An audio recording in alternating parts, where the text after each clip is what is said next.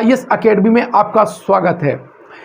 इस श्रृंखला को यानी जो पंचायती राज व्यवस्था की श्रृंखला को बढ़ाते हुए आज हम अध्ययन करेंगे समितियों का। इससे जो समितियां अक्सर पूछी जाती हैं उसकी सन पूछी जाती है और कूट मिलान करने के लिए भी आता है। देख लेते पहली समिति जो हमारी थी वो क्या थी, बलवंत राय मेहता समिति। लेकिन आप हमारे चैनल पर पहली बार आए हैं तो चैनल को सब्सक्राइब कर लीजिएगा, वीडियो को शेयर कर दीजिएगा और कॉपी किताब लेके बैठिएगा। जो मैं बातें बताऊं वो आपको नोट करनी पड़ेंगी। देखिए, जब पहला जो टॉपिक करते हैं और इसका जो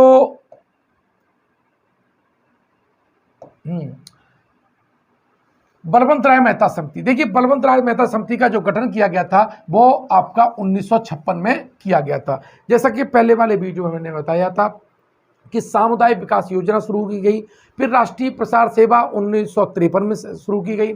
लेकिन ये सारी जो योजनाएं थी वो अधिकारियों की भेंट चढ़ गई, उसमें जनता की ज़्यादा भागीदारी नहीं थी। फिर पूरा एनालिसिस किया गया, विश्लेषण किया गया और फिर इसके लिए एक कमेटी बनाई गई, बलवंत राय मेहता समिति।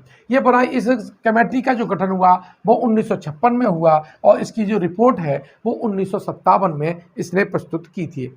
इसने क्या किया, इस कमेटी ने त्रिस्तरीय प्रणाली यानी 3 स्तर वाली प्रणाली की सिफारिश की। उन्होंने कहा कि जो गांव स्तर है, ठीक है, ग्राम स्तर पर आपकी ग्राम पंचायत होनी चाहिए, जबकि ब्लॉक क्षेत्र पर यानी ब्लॉक यानी क्षेत्र स्तर पर पंचायत समिति होनी चाहिए और जिला पर आपकी जिला परिषद होनी चाहिए। इस तरह से प्रश्न पूछ लेता है कि बलवंत राय मेहता समिति, कभी कभी ये बी.आर. मेहता समिति भी कहा जाता है। तो बी.आर. मेहता समिति ने कितने स्तरीय की सिफारिश की थी, तो इसका जो राइट आंसर है वो आपका त्रिस्तरीय है।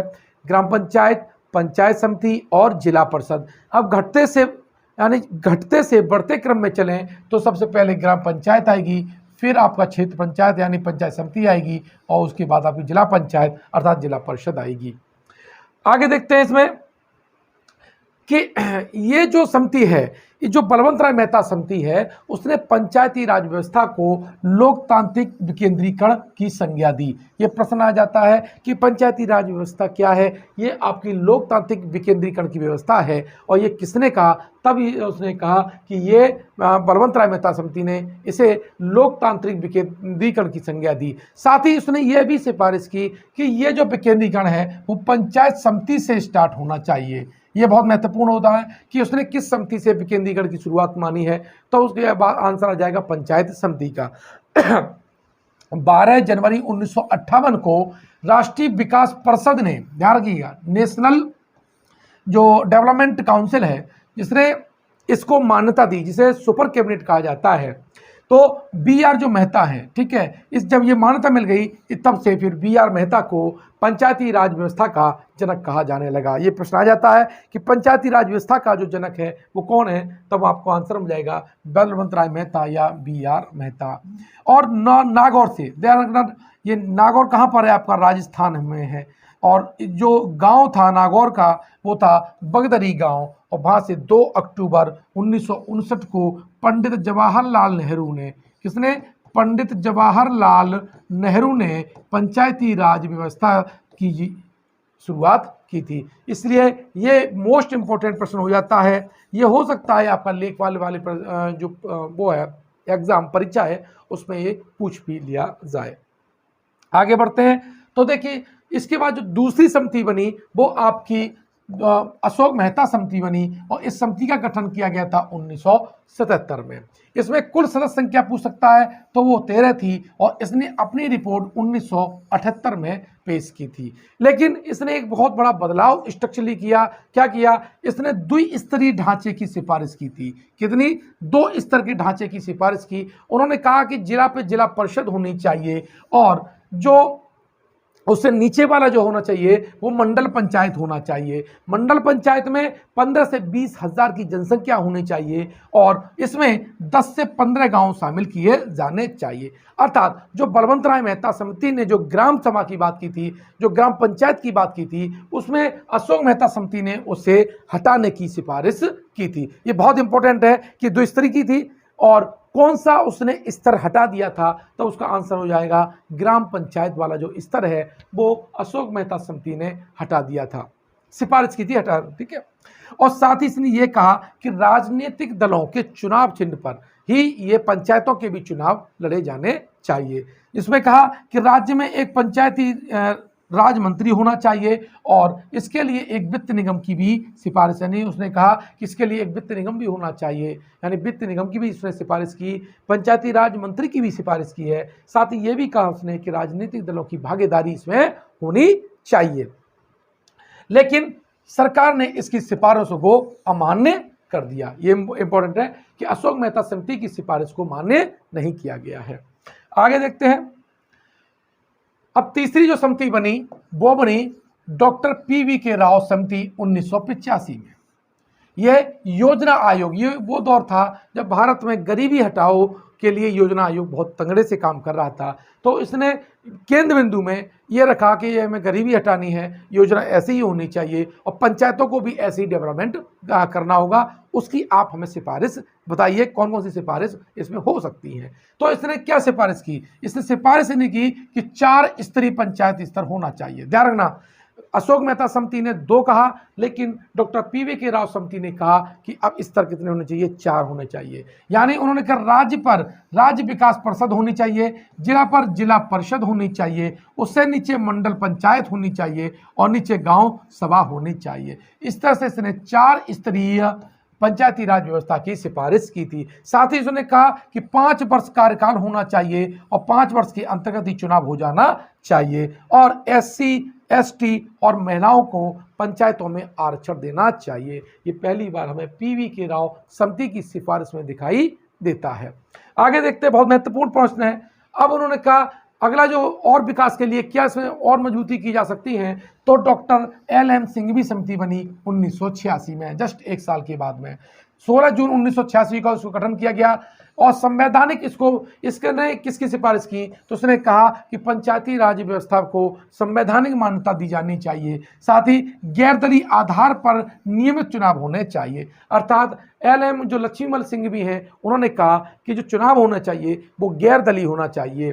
साथ ही न्याय पंचायत और ग्राम न्यायालय की भी स्थापना की जानी चाहिए। ये तीनों के तीनों पॉइंट आपको PCS स्तर से और आपके लेखपाल स्तर या पेट एग्जाम है या सुपर टेट दे रहे हैं उसके लिए बहुत इंपॉर्टेंट हो जाएगा कि लक्ष्मीमल सिंघवी समिति ने 1986 में किसकी सिफारिश की थी। तो 3 प्रमुख इसकी सिफारिश हैं: संवैधानिक मान्यता दिलाना, गैरदलीय आधार पर नियमित चुनाव और न्याय पंचायत स्थापित करना और ग्राम न्यायालय की स्थापित करना। अभी इसमें बहुत डिटेल में है, लेकिन वो आपके लेवल से इतना ही पर्याप्त रहेगा।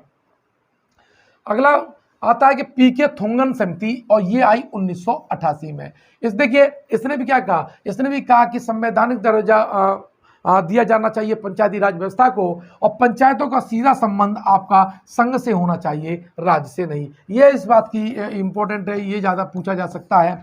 साथ ही इसने राज्य वित्त आयोग के गठन की, यानी राज्य वित्त आयोग है ताकि जो पंचायतें खर्च करें, कितना खर्च करें, वो किस मद से दिया जाना चाहिए, कैसे दिया जाना चाहिए, इसके लिए राज्य वित्त आयोग की उसने सिफारिश की। और साथ ही नियोजन में संबंध, यानी राज्य वित्त आयोग और नियोजन में आपस में समन्वय होना चाहिए ताकि पंचायतों का बृहद और अच्छी तरह से विकास हो सके। 1989 में राजीव गांधी ने संवैधानिक दर्जा दिलाने के लिए 64वां संविधान संशोधन वो लेकर के आए थे, लेकिन हुआ क्या? ये असफल हो गया, यानी ये पास नहीं हो पाया। तो 64वां संविधान गिर गया, संविधान संशोधन गिर गया और पंचायती राज व्यवस्था को संवैधानिक दर्जा 64वें संविधान संशोधन के द्वारा नहीं मिल पाया। लेकिन इसी में एक और समिति रही, गॉडगिल समिति 1988 की। ध्यान रखना, यही पूछा जा सकता है।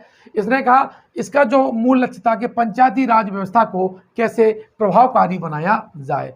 तो सारी समितियों का एकदम क्रम तय याद कर लीजिएगा, कभी ऊपर नीचे पूछ लेता है, ये भी पूछ लेता है कि सबसे अंतिम समिति इसमें से कौन सी थी या प्रथम समिति इसमें से कौन सी थी।